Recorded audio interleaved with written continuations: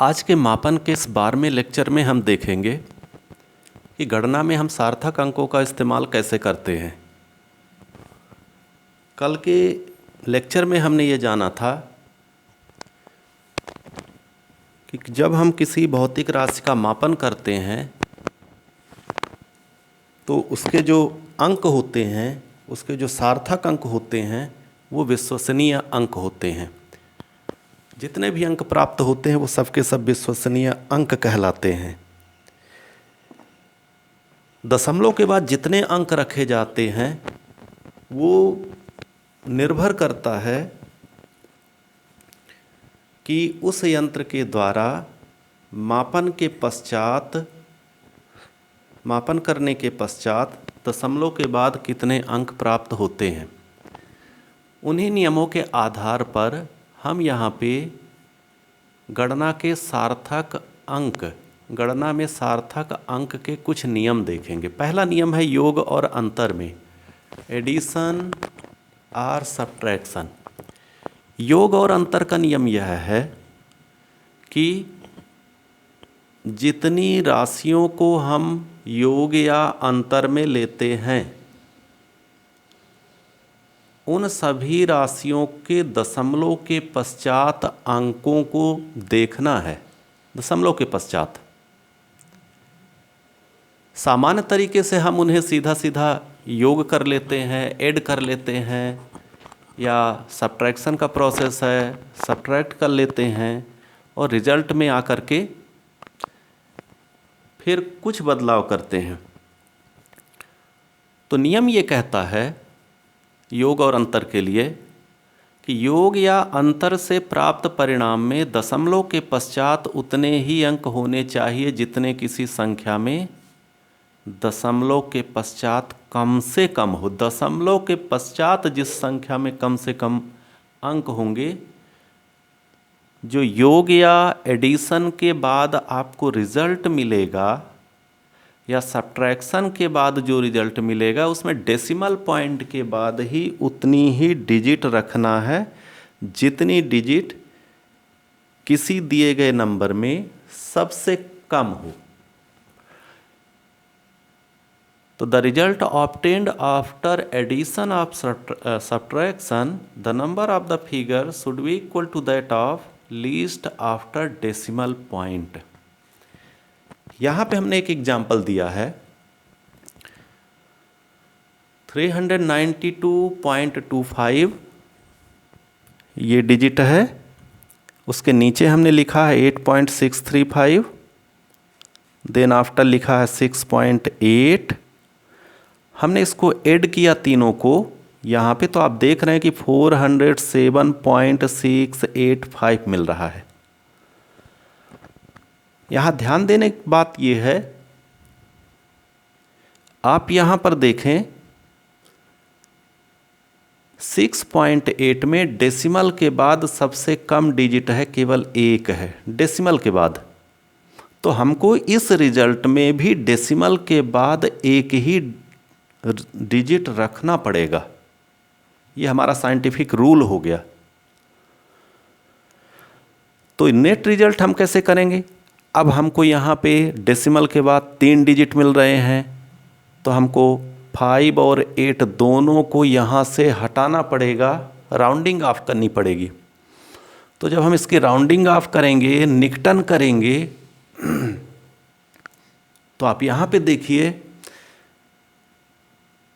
कल हमने बात किया था पिछले लेक्चर में कि जब हम 5 को हटाते हैं, राउंडिंग ऑफ करते हैं, तो उसके पहले का अंक यदि सम है, इवन है, तो कोई चेंज नहीं होगा, ये सीधा सीधा हट जाएगा। माने 5 की राउंडिंग ऑफ हो जाएगी पीछे वाले नंबर को देख करके। तो पीछे का नंबर यहाँ पे 8 है, इसलिए 5 पीछे का नंबर 8 है, मीन्स इवन है, सम है, इसलिए सीधा सीधा 5 हट जाएगा। फिर हमको 8 को हटाना पड़ेगा, क्योंकि अब ये 8 5 से ज़्यादा है। तो अकॉर्डिंग टू रूल यदि हम इसको हटाएंगे, क्योंकि इससे भी हमें हटाना है, डेसिमल के बाद केवल एक ही डिजिट रखना है, तो जब हम इस 8 को भी हटाएंगे हमने 5 को हटा दिया। अब हम इस 8 को भी हटाएंगे, तो 8 को हटाने के बाद यहाँ पे पीछे +1 करना पड़ेगा, माने 6 में आपको +1 करना पड़ेगा। तो जब हम यहाँ पे 6 में +1 करेंगे तो यहाँ पे हमें रिजल्ट मिल जाएगा 407.7। ये हो जाएगा इसका नेट रिजल्ट। माने योग और अंतर में एडिशन और सब्ट्रैक्शन में हम राउंडिंग ऑफ कैसे करते हैं या नेट रिजल्ट कैसे लाते हैं। ठीक, रूल्स सेम है, चाहे योग हो, चाहे अंतर की प्रोसेस हो, चाहे आप एडिशन कर रहे हो, चाहे सब्ट्रैक्शन कर रहे हैं। लास्ट रिजल्ट में आपको डेसिमल के बाद उतने ही कम से कम डिजिट रखना है जितना किसी दी गई संख्या में आपको कम से कम मिल रहे हों। अब हम यहाँ पे गुणा और भाग में इसी रूल को समझेंगे। गुणा और भाग के लिए 2 नियम हैं। पहला यहाँ पे आप देखिए कि यदि किसी नंबर का मल्टीप्लिकेशन किसी कांस्टेंट से होता है, किसी नियत संख्या से होता है, तो जब हम उसका रिजल्ट लेंगे तो नेट रिजल्ट में उसमें उतने ही सार्थक अंक होंगे जितने कि उस दी गई संख्या में कुल होंगे। आप यहाँ पे एग्जाम्पल पर देखिए, हमने एक एग्जाम्पल दिया है कि किसी गोले का आयतन 9.256 मीटर क्यूब है। Volume of sphere is 9.256 metre cube. और इसी तरह के 15 गोले का आयतन ज्ञात करना है। तो निश्चित है कि यहाँ पे 15 हमारा नियतांक हो गया। अब जब हम इस नियतांक के साथ इस नंबर को मल्टीप्लाई करेंगे, ये हमारा नियतांक हो गया।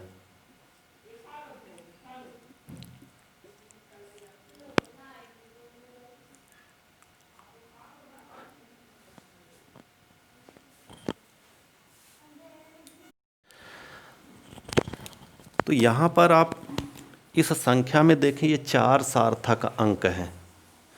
तो जो रिजल्ट आएगा उसमें भी 4 सार्थक अंक, 4 सिग्निफिकेंट फिगर रखना पड़ेगा। मल्टीप्लिकेशन के पश्चात हमको ये रिजल्ट मिला। इस रिजल्ट में हम देख रहे हैं कि जो सिग्निफिकेंट फिगर हैं वो टोटल 6 हो गए, सार्थक अंक 6 हो गए। हमें ज़रूरत है रिजल्ट में 4 रखने की। तो हम यहाँ पे क्या करेंगे, 2 लास्ट की जो डिजिट है रिजल्ट में 4 और 0, इसको हम रिमूव करेंगे। तो रिमूव करने के लिए हम यहाँ 0 सीधा हटा देंगे, राउंडिंग ऑफ, और 4 भी 5 से कम है तो सीधा हट जाएगा। इसलिए हमारा जो नेट रिजल्ट है, चूँकि हमको पूरे रिजल्ट में 4 ही यहाँ पे सिग्निफिकेंट डिजिट चाहिए, इसलिए हमारा नेट रिजल्ट यहाँ पे 138.8 हो जाएगा। तो नियतांक का जब हम गुणा करते हैं तो यहाँ पे टोटल जितने इस नंबर में सिग्निफिकेंट फिगर होंगे, सार्थक अंक होंगे, रिजल्ट में भी हमें कुल उतने ही सार्थक अंक बनाने पड़ेंगे। यहाँ 4 हैं तो यहाँ पर भी ये 4 सार्थक अंक हो गए। तो ये तो नियतांक की बात हो गई। मल्टीप्लिकेशन और डिवीजन से रिलेटेड एक दूसरा रूल है, गुणा और भाग का दूसरा भाग है।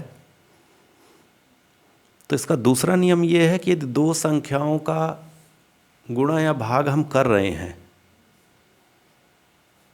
इसके पहले नियतांक की बात किया था, अब हम यहाँ पे 2 अलग अलग संख्याएं हैं जो दोनों मापन से प्राप्त हैं।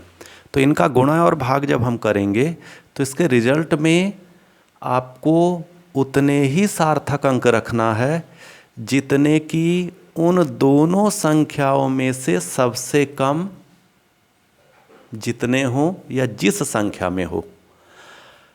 यहाँ पे आप ध्यान दीजिए, हमने यहाँ पे एक एग्जाम्पल दिया है, 3.4 को 0.682 से डिवाइड किया है, भाग दिया है। यहाँ पे आप देखेंगे 3.4 में 2 सार्थक अंक हैं, यहाँ पे आपको 3 सार्थक अंक मिलेंगे। तो जब हम इन दोनों का रिजल्ट निकालेंगे तो इसमें बहुत सारे सार्थक अंक आपको मिल रहे हैं। 1 2 3 4 5 6 7 8, कुल 8 सिग्निफिकेंट फिगर्स यहाँ पे मिल रहे हैं।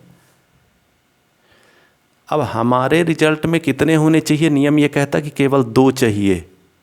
तो आप यहाँ पे देखिए, इन सारी संख्याओं का आप राउंडिंग ऑफ करेंगे, निकटन करेंगे, क्रमशः एक एक करके 2 को हटाएंगे, ये बढ़ेगा कि नहीं बढ़ेगा, फिर इसको हटाएंगे। जो भी रूल आप जान चुके हैं उसके अकॉर्डिंग इसका आप राउंडिंग ऑफ करिए और लास्ट में आपको ये 2 डिजिट का रिज़ल्ट यहाँ पे मिलेगा या देना होगा। तो इसमें 2 सार्थक अंक हैं, सिग्निफिकेंट फिगर हैं। क्यों? क्योंकि यहाँ पे हमको जो संख्या दी गई है गुणा या भाग के लिए, उसमें सबसे कम इस संख्या में है, इसलिए रिजल्ट में भी इतने ही सार्थक अंक रखने होंगे। इस प्रकार के आप बहुत सारे क्वेश्चनों की प्रैक्टिस करिए तो आपका कॉन्फिडेंस अपने आप डेवलप हो जाएगा। अब हम यहाँ पर एक नया पॉइंट, नया कॉन्सेप्ट देखेंगे। ऑर्डर ऑफ मैग्नीट्यूड क्या होता है, परिमाण की कोटि क्या होती है। बहुत सारी भौतिक राशियाँ ऐसी होती हैं जिनका मान या वैल्यू जो है वो फिक्स नहीं होती, एग्जैक्ट नहीं होती। एक रेंज होती है जितने के बीच में वो सीमित रहती है। थोड़ी देर के लिए हम एग्जाम्पल कंसीडर करें।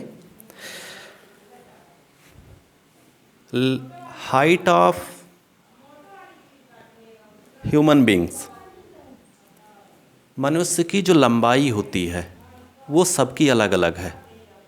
मतलब किसी की लंबाई जो है आप फिक्स नहीं कह सकते, हर मनुष्य की अलग अलग लेंथ आएगी, अलग अलग हाइट आएगी, किसी की थोड़ा सा कम, किसी की ज़्यादा। इसलिए हम यहाँ पे इसका एक कांस्टेंट मान नहीं दे सकते, लेकिन हमको ये पता है कि जो एवरेज हाइट होती है वो 5 फुट और 6 फुट के बीच में होगी। अब कोई 5 फुट 4 इंच का हो सकता है, 5 फुट 6 इंच का भी हो सकता है। तो यहाँ पे 5 फुट और 6 फुट के बीच में वैल्यू तो है, लेकिन वो फिक्स नहीं है कि वो कितनी होगी एग्जैक्टली। बस इतना हमें पता है कि इतने से और इतने के बीच में होगी। तो ऐसी संख्याओं को रिप्रेजेंट करने के लिए, ऐसी भौतिक राशियों को प्रदर्शित करने के लिए यहाँ पे हम परिमाण की कोटि का सहारा लेते हैं। अब हम परिमाण की कोटि की गणना कैसे करते हैं? जब हम परिमाण के कोटि की गणना करेंगे तो उस भौतिक राशि को हमें, उस फिजिकल क्वांटिटी को हमें यहाँ पे 10 की घात के रूप में लिखना पड़ेगा। तो आप यहाँ पे पहले उसको 10 की घात के रूप में लिखिए। लेकिन जब 10 की घात के रूप में लिखेंगे तो वो मान जो है आपका 10 की घात को छोड़ करके जो मान है वो यहाँ पे 0.5 और 5 के बीच में होना चाहिए। जैसे आप थोड़ी देर के लिए 740, आप इसको 10 की घात के रूप में लिखेंगे तो 7.40 इंटू 10 रेज्ड पावर 2 लिख सकते हैं, 0.740 इंटू 10 रेज्ड पावर 3 लिख सकते हैं। डेसिमल आप जैसे आगे पीछे करेंगे यहाँ पे घातांक बदलता जाएगा, एक्सपोनेंट बदलेगा। तो परिमाण की कोटि ज्ञात करने के लिए हम यहाँ पर एक फार्मूला लिखा हुआ है, आप इसको समझें। यन कोई भौतिक राशि है, जैसे यहाँ पर ये यन हो गया, 740 यहाँ पे यन हुआ। आप यहाँ पे उसको 10 से इस प्रकार से डिवाइड कीजिए कि वो वैल्यू या तो 0.5 के इक्वल हो या 0.5 और 5 के बीच में हो। मतलब हम इसको करके आपको दिखा रहे हैं कि यहाँ पे 740 है, इसको आप 100 से डिवाइड करेंगे तो ये वैल्यू जो है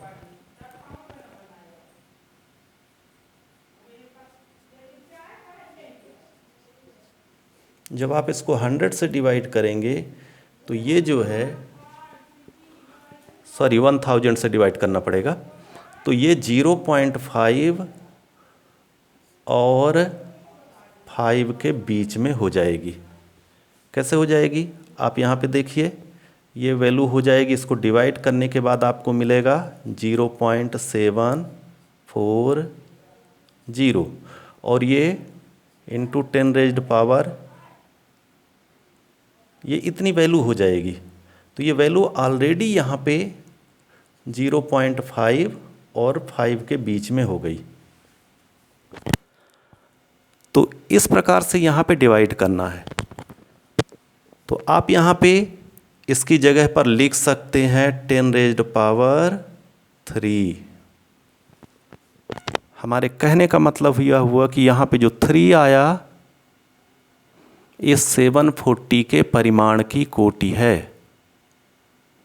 यही हमने यहाँ पे फार्मूले में डायरेक्टली शॉर्ट फॉर्म में लिखा है कि कोई फिजिकल क्वांटिटी है n, उसको हम 10 रेज्ड पावर x से डिवाइड करते हैं तो उसकी वैल्यू 0.5 और 5 के बीच में हो जाती है। यदि वो इससे डिवाइड करने पर ये वैल्यू 0.5 और 5 के बीच में हो जाती है तो यहाँ पे उस कंडीशन पे x हमारा परिमाण की कोटि होगा। ये बात आपको इस एग्जाम्पल से क्लियर हो गई होगी। कभी कभार क्या होता है कि यहाँ पे आपको दूसरा एग्जाम्पल हम एक और देना चाहेंगे।